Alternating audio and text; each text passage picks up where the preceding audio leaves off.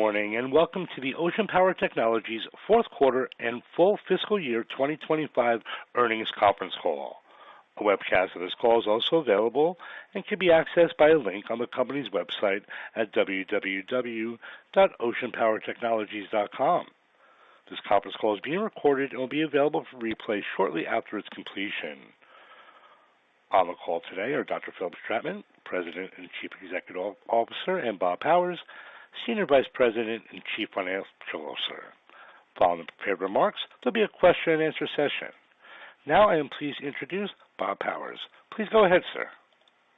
Thank you and good morning. After the market closed yesterday, we issued our earnings press release and filed our annual report on Form 10-K for the period ended April 30th, 2025.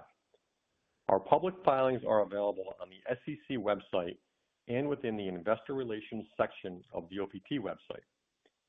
During this call, we will make forward-looking statements that are within the safe harbor provisions of the Private Securities Litigation Reform Act of 1995.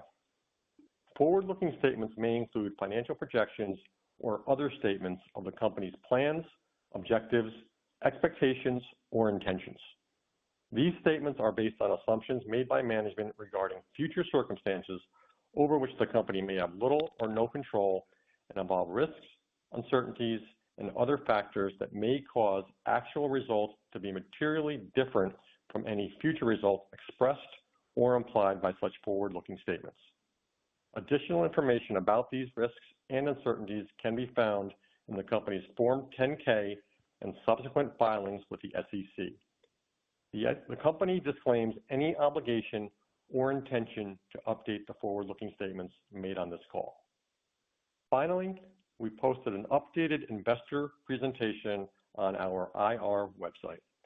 Please take a moment to review it, as it provides a nice overview of our company and strategy. Now, I am pleased to introduce Dr. Philip Stratman. Good morning, and thank you for joining us today. Fiscal 2025 was a transformational year for OPT. We delivered real, measurable value in a global market undergoing rapid change, and we entered fiscal year 26 positioned to lead in the sustainable, data-driven blue economy. Today, I'll walk you through our most important achievements, the momentum they've created, and the opportunities ahead as we execute our strategic growth plan. In fiscal 25, OPT was granted a U.S. Department of Defense facility security clearance at the secret level, a milestone that significantly expands our eligibility for classified defense work. This clearance not only affirms OPT's compliance with federal security protocols, but also opens the door to high-value, multi-year programs where few companies are even allowed to compete. It expands our addressable market and deepens our partnership potential. Let's talk about backlog and visibility. I'm incredibly excited to announce that we entered fiscal 26 with $12.5 million in funded backlog, the highest in our history. This reflects multi-quarter fulfillment of both international defense and commercial contracts and signals strong customer confidence in our solutions and our ability to execute. It is a clear indicator that our strategy is working and that demand is real and growing. Over the past year, we deployed our artificial intelligence-capable MERAS and WAM-V platforms across the Middle East, Latin America, and the Indo-Pacific, establishing a meaningful global footprint in allied defense and commercial markets. These deployments validate not just demand, but our readiness to deliver. They demonstrate that our autonomous platforms can operate across maritime, surface, and subsea domains in some of the world's most demanding environments. That's real-world mission relevance, and it sets us apart. We also expanded key partnerships with defense, drone, and subsea leaders, including RedCat, Teledyne Marine, and regional integrators in the Middle East and Latin America. These partnerships extend our reach, improve integration and distribution, and help reduce customer acquisition costs. They are a force multiplier for OPT, enabling faster scale, broader validation, and deeper market access, especially in regions where local partners accelerate credibility. OPT's WAM-V platforms were selected to participate in the U.S. Navy's Project Overmatch autonomy exercises, one of the Pentagon's most advanced and future-focused initiatives. Our involvement speaks volumes. It reflects a high-trust relationship with the Navy, confirms our alignment with multi-domain interoperable system goals, and positions OPT for access to future large-scale defense procurement channels. This year's performance reflects the strength of our disciplined operating model. We're executing with a streamlined team and leaner OPEX structure, yet delivering more for our customers, our partners, and our shareholders. By aligning resources with top priorities, we've increased our operating efficiency without compromising our delivery capability or innovation roadmap. This positions us not only to weather volatility, but to scale with purpose as demand accelerates. We view this phase of lean execution not as a constraint, but as a foundation. With core systems, processes, and leadership in place, we are prepared to scale responsibly as opportunities mature. We have retooled our go-to-market engine with purpose and position. Under new leadership, our sales organization has been redesigned to drive mission alignment, speed, and scale, not just transactions.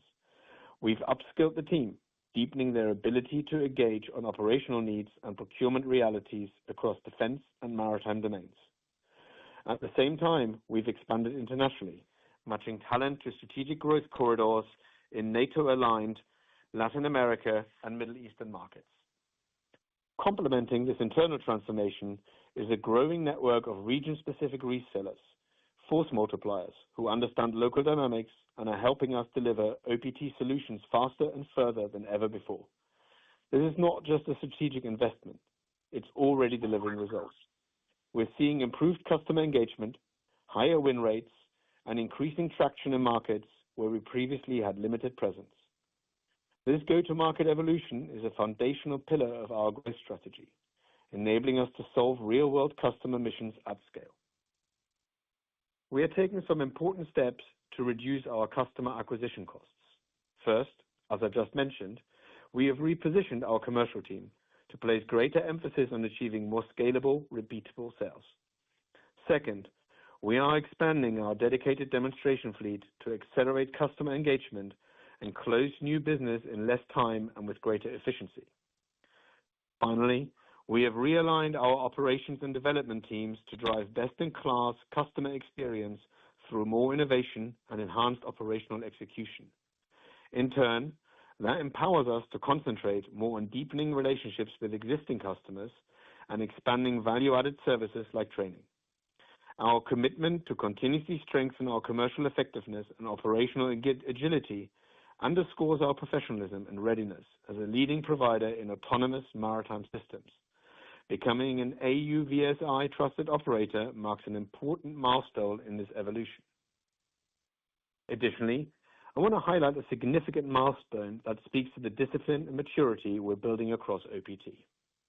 Just 2 weeks ago, we achieved ISO 9001 certification for our quality management system, a globally recognized benchmark for excellence in engineering, manufacturing, and service delivery.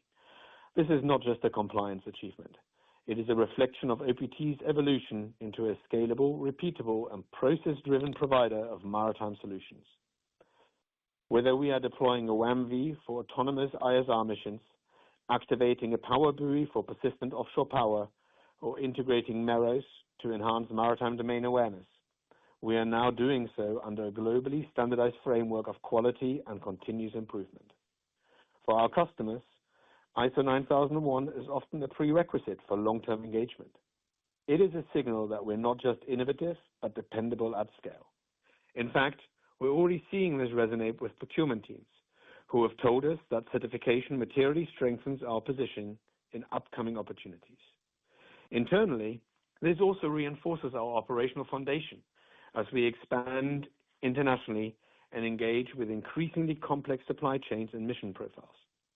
It's about delivering excellence consistently, which is exactly what the market demands from the next generation of maritime intelligence providers. We believe this certification will meaningfully support our growth strategy while deepening the confidence of our partners, investors, and customers alike.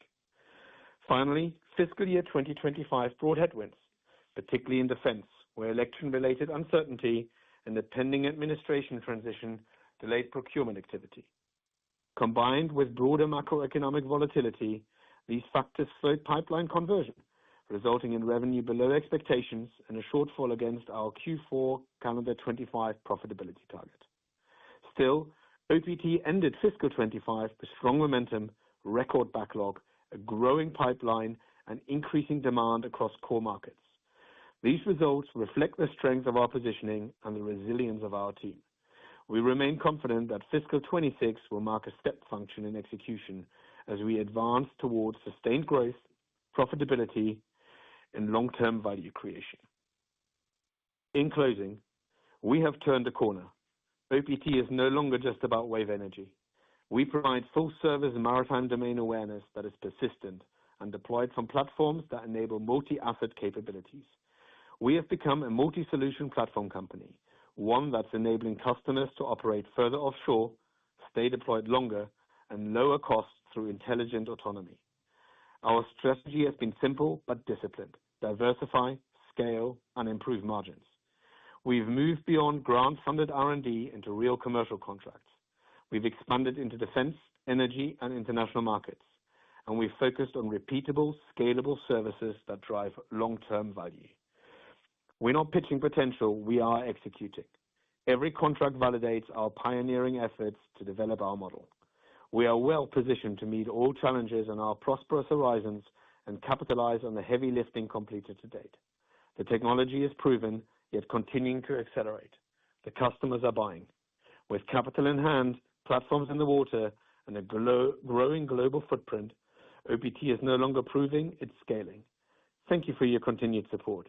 I will now turn it over to Bob, who will walk through our financial performance in more detail. Thanks, Philip. Let's begin with our financial performance for the year. Fiscal 2025 was a record year for revenue. We generated $5.9 million, a 7% increase over the $5.5 million recognized in the prior year. What makes this growth especially meaningful is that it was achieved alongside a 26% reduction in operating expenses, which I'll cover in more detail shortly. The revenue growth reflects the strength of our strategy, the discipline of our execution, and the growing demands for OPT's autonomous and maritime solutions.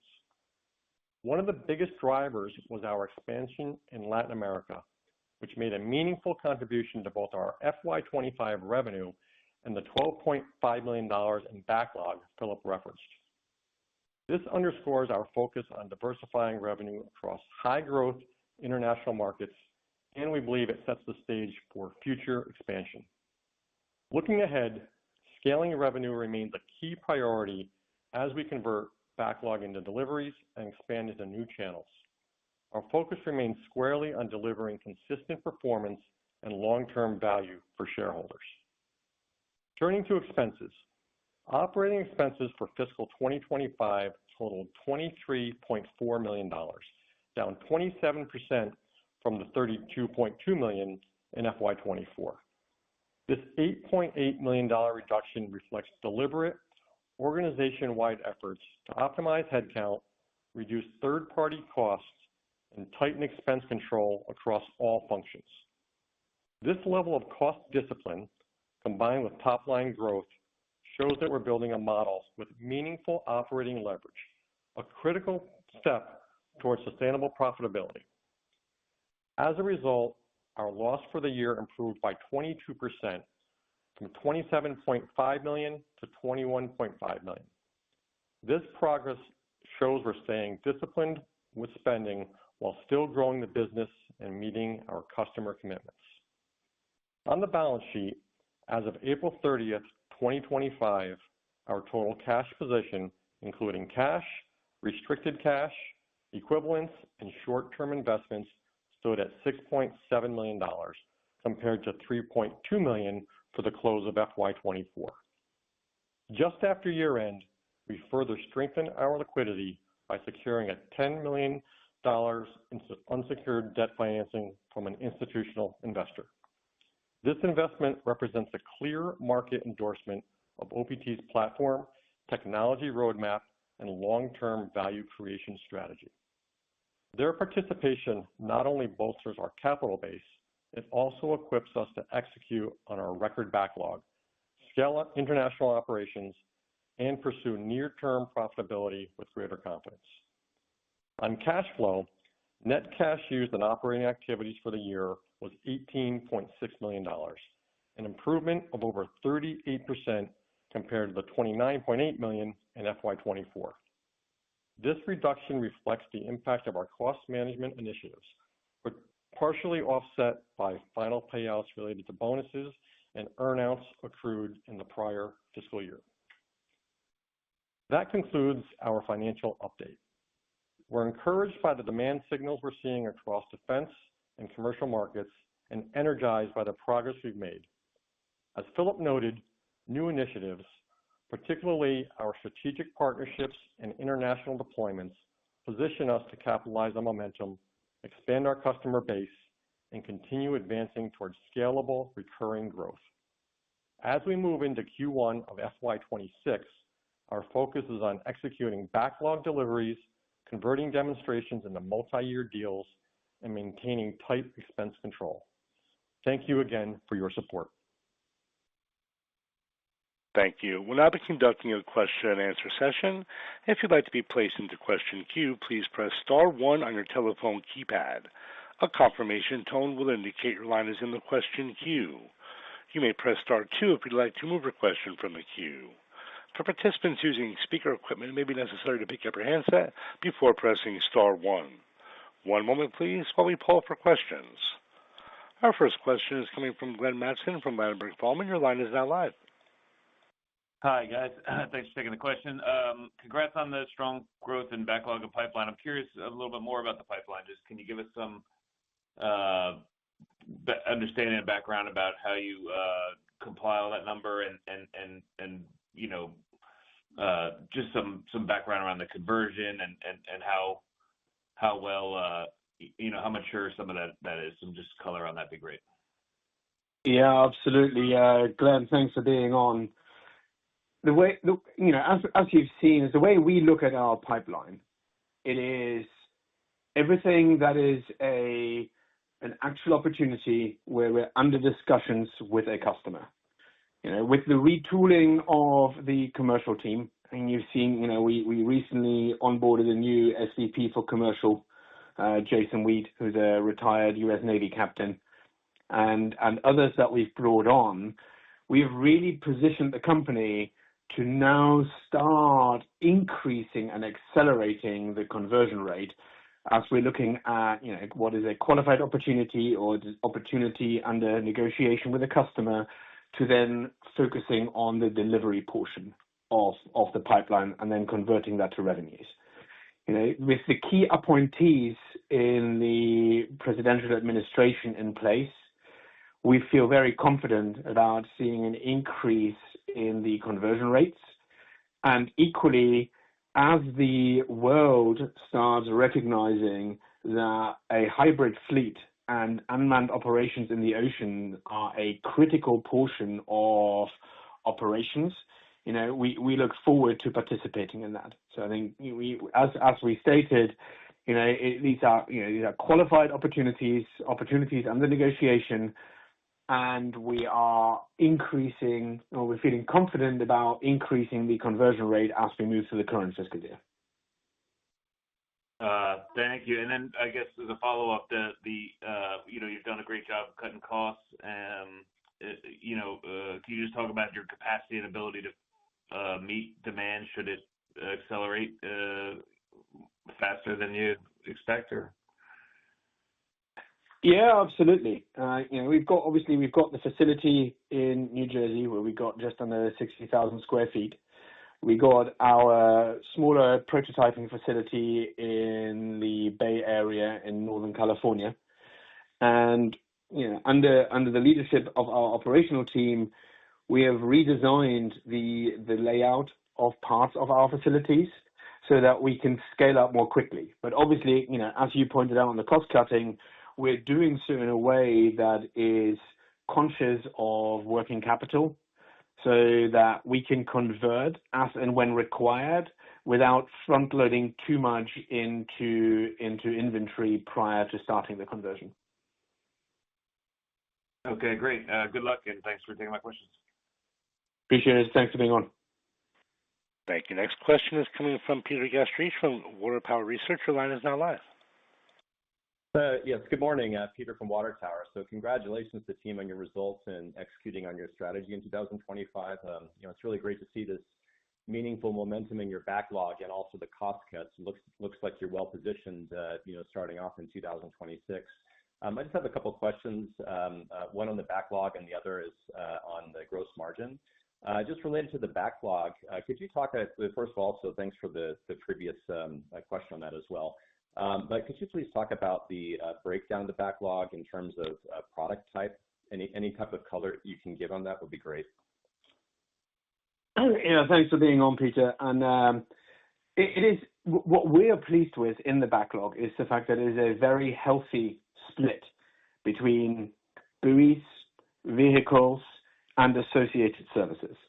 What we're also starting to see, and as I mentioned in my remarks earlier, with becoming an AUVSI trusted operator, we're seeing an uptick in service revenues related to training that are sitting in, starting to sit in backlog and certainly sitting in the pipeline.